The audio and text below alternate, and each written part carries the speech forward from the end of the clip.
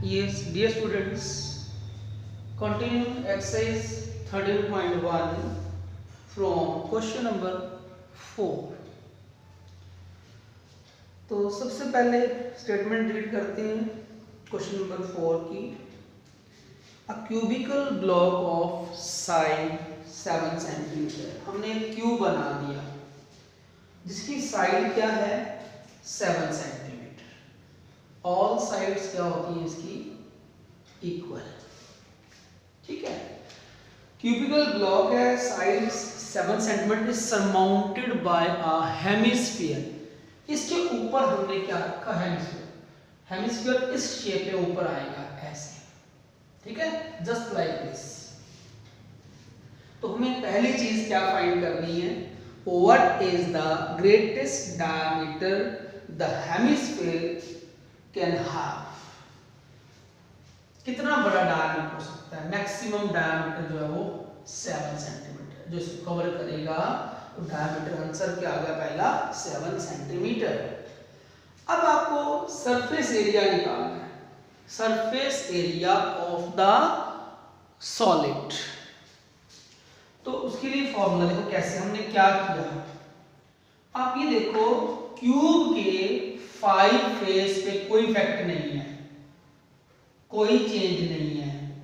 पहले 5 फेस, एक बॉटम और 4 दीवारें, तो क्या आ गया 5a²। ठीक हो गया। उसके बाद surface area of hemisphere 2πr²। आपको बताया था हमने सरफेस एरिया वही होता है जो आउटर पार्ट होता है इसका। ठीक है, आउटर पार्ट में आपको क्या क्या चीज नजर आ रही है वो उसका एरिया फाइंड करना है, surface area of the solid. तो हमने पहले 5a² किया, फिर 2πr² किया, फिर ये वाला पार्ट जो साइडों से बचा हुआ है, क्योंकि एक हेमिस्फीयर पूरा कभी कवर नहीं कर सकता एक टॉप सरफेस क्यूब की। तो हमने क्या किया, इसमें से यानी a² में से πr² माइनस कर दिया, तो इन चारों पार्ट का एरिया भी निकल आया। अब 5a² प्लस a² की वैल्यू क्या होती है 6a²। उसके बाद 2πr² माइनस πr² हो गया πr²। a की वैल्यू मतलब साइड है 7 सेंटीमीटर, तो 6 × 7² प्लस 22/7। रेडियस डायमीटर का आधा, डायमीटर 7 तो रेडियस 7/2 हो गया, अंडरस्टूड है। तो πr², 7 से 7 कैंसिल, 2 से 11 पे कैंसिल, 22 कैंसिल हो गया 11 से, ये हो गया 77/2। इसको इससे मल्टीप्लाई करेंगे तो ये आ जाएगा 294 प्लस ये हो गया 38.5। अगर आप दोनों को प्लस करते हैं तो आपका आंसर आएगा 332.5 सेंटीमीटर स्क्वायर। क्लियर होगा। तो this is the surface area of the solid. Now question number 5, बिल्कुल सेम यही फिगर रहेगा उसका। हम क्वेश्चन रीड करते हैं, listen the statement. A hemispherical depression is cut out from one face of a cubical wooden block। ठीक है, आपको हेमिस्फेरिकल डिप्रेशन मतलब ये हुआ कि फिगर ऐसा ही बनेगा। आप पहले हम क्या बनाएंगे क्यूब, क्यूब के अंदर हम लोग हेमिस्फेरिकल डिप्रेशन शो करते हैं। तो क्वेश्चन नंबर हमारा है 5th फिगर।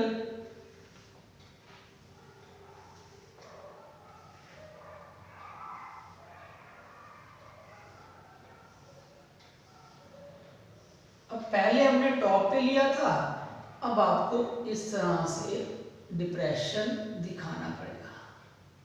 मींस ये वाला पार्ट इस तरह से अंदर की तरफ हमने कट किया, ठीक है।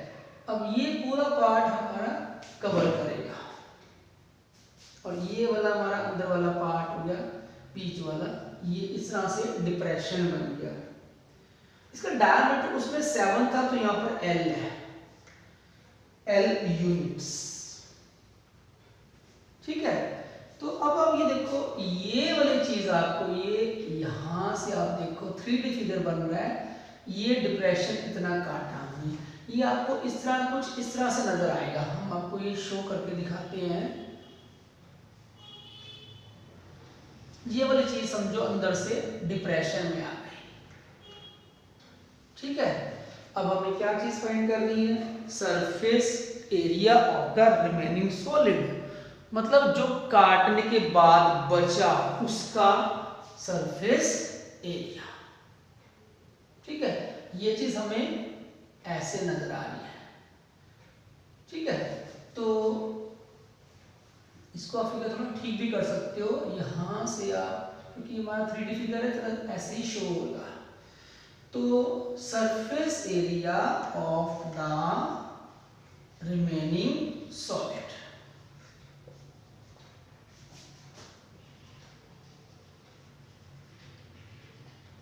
जो काटने के बाद बचा, बिल्कुल सेम फॉर्मूला जैसे पहले आपको बताया हमने, 5a², 5a पे कोई चेंज नहीं है। उसके बाद सरफेस एरिया ऑफ हेमीस्फीयर, उसके बाद इस वाले पार्ट का area means side a² minus πr²। 5 + 1 होता है 6, और इसमें से इसको माइनस करोगे तो आपका आंसर आएगा πr²। अब ए मतलब साइड हमारी L है तो 6L² बन गया। पाई को हम पाई रखें क्योंकि बाकी टर्म्स में कुछ चेंज नहीं है, क्योंकि रेडियस पता नहीं है। रेडियस भी इसका ये बनेगा L/2।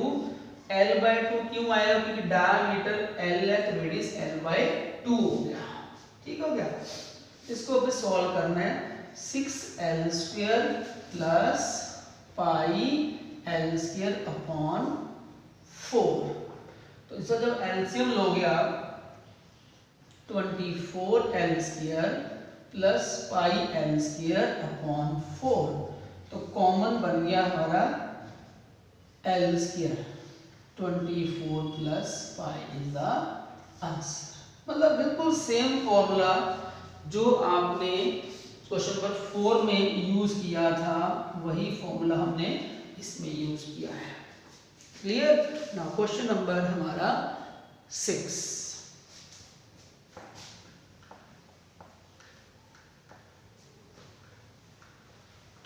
देखो 6 क्वेश्चन में आपको क्या करना होगा, स्टेटमेंट रीड करते हैं। Medicine capsule is in the form of in the shape of a cylinder with 2 hemispherical ends.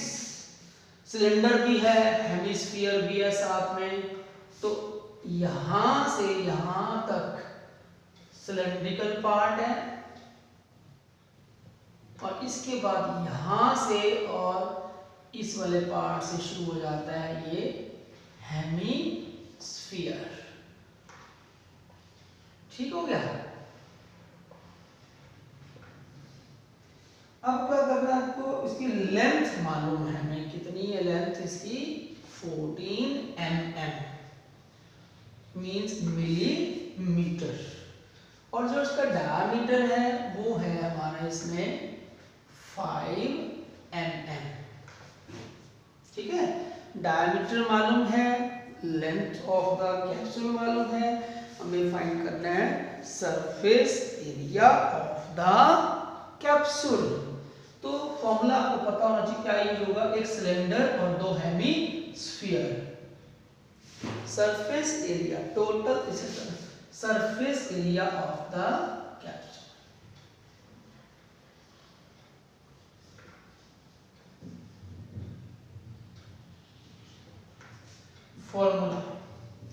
Formula क्या होगा? एक तो सिलेंडर का कर्व सरफेस एरिया होता है 2πr/h, प्लस 2 हेमिस्फीरिकल पार्ट है तो 2 × 2πr²। तो ये 4 बन जाएगा। इसमें हम कॉमन लें तो क्या बने? कॉमन 2 पाई आर कॉमन हो गया और h प्लस 2 इंटू आर हो गया। अब ये पूरा 14 है तो रेडियस कितना होगा इसका 2.5 mm और ये भी कितना होगा 2.5 mm। तो अगर इसमें से 14 में से हम माइनस करें 5 तो ये आ जाता है 9 mm। मतलब यहां से लेकर यहां तक जो है वो हो गया 9 mm, जो ये सिलेंडर की हाइट आ गई।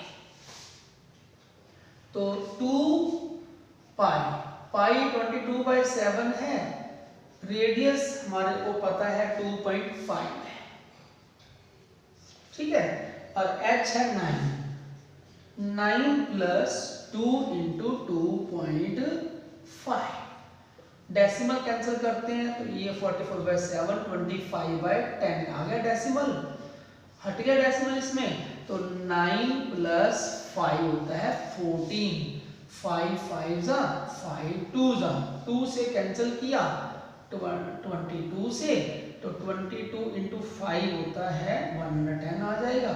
इसको सोल्व कर लेंगे अपॉन 7 इंटू आ गया 14, तो 7 2 जा 14, ये जो मल्टीप्लाई करोगे तो ये आपका आंसर आ गया 220 मिलीमीटर स्क्वायर। क्लियर? तो ये था हमारा क्वेश्चन नंबर 6। इसमें आपने देखो क्या किया, हमने इसमें कैप्सूल का सरफेस एरिया फाइंड करना था।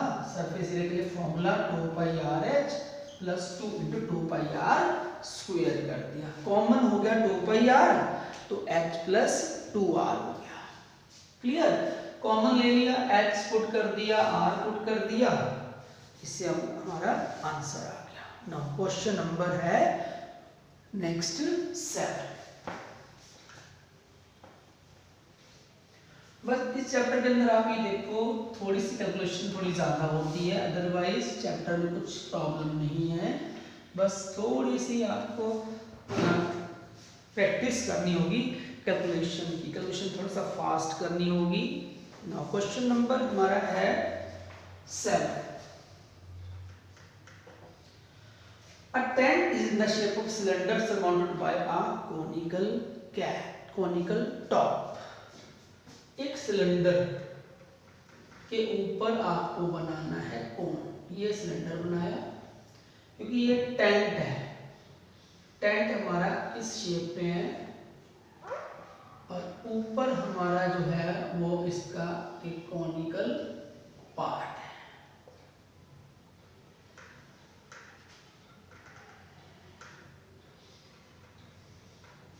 ठीक हो गया? तो क्या क्या चीज गिवन है, हाइट और डायमीटर दोनों ही मालूम है। हाइट है, सिलेंडर पार्ट की हाइट है 2.1 मीटर और इसका जो डायमीटर है वो है 4 मीटर। ठीक है, और इसकी स्लांट हाइट जो है 2.8 मीटर है। Find the cost of canvas. Cost of the canvas required for this at ₹500 per meter square. तो ये हमें हाइट शायद इसकी मालूम है, हाइट गिवन है 2 ये हाइट नहीं इसमें गिवन शायद नहीं, नो नीड, क्योंकि हाइट हमें जरूरत नहीं पड़ेगी। ये 2 मीटर हो गया क्योंकि डायमीटर 4 था तो रेडियस 2 मीटर आ गया। अब हम शुरू करते हैं क्वेश्चन। सबसे पहले हम area, surface area of the tent, ठीक है, फिर हम कोस्ट निकालें, कोस्ट ऑफ कैनवस निकालेंगे। Surface area of the, surface area निकालना हमने, you can check your yes को, वैसे कोस्ट निकाले लास्ट में, पहले तो सरफेस एरिया फाइंड कर लेते हैं। Surface area of the tent, तो आपको पता है जो चीज हमें नजर आ रही है, हमें कर्व्ड सरफेस एरिया दिख रहा है, नीचे तो बॉटम ग्राउंड होता है, नो नीड अब इसके बाद कर्व्ड सरफेस एरिया और इसका कोन का सरफेस एरिया, कर्व्ड सरफेस दोनों का। तो सिलेंडर का होता है हमारा 2πr/h और कोन का होता है πr/l। हर चीज तो गिवन है इसमें कॉमन क्या होगा, हम इकट्ठा ही सॉल्व करेंगे, अलग अलग सॉल्व नहीं करेंगे। तो कॉमन हो गया हमारा πr, 2h + l। तो 22/7, r की वैल्यू 2, 2h, h की वैल्यू 2.1 है और लेंथ है, स्लांट हाइट है 2.8। तो 44/7 इंटू ये आ जाएगा 2 2 1 जा 2 2 जा 4, 4.2 में 2.8 अगर प्लस कर दो तो यू विल गेट 7। ठीक है, 7 कैंसिल हो गया, ये हो गया 44 मीटर स्क्वायर। अब जो कैनवस यूज किया हमने उसकी कॉस्ट फाइंड, कॉस्ट हमें दी हुई है 500 पर मीटर स्क्वायर। ठीक है, तो कॉस्ट ऑफ कैनवस यूज्ड, कितना कैनवस यूज, किस हिसाब से कैनवस लगा, कैनवस यूज्ड इक्वल टू 44 को 500 से मल्टीप्लाई कर देंगे। तो ये आ गई 22,000 रुपीज इसकी कॉस्ट। ठीक है, तो ये था हमारा question number 7, cost of canvas for the tent. ठीक है, रेट हमें मालूम था, रेट हमें दिया हुआ है, इसमें कितना रेट दिया हुआ था 500 रुपीज पर मीटर स्क्वायर। तो हमने क्या किया, 500 को 44 से मल्टीप्लाई, 44 मीटर स्क्वायर जो है वो उस टेंट का एरिया निकाला हमने। ठीक है, so that's all for today, thank you very much.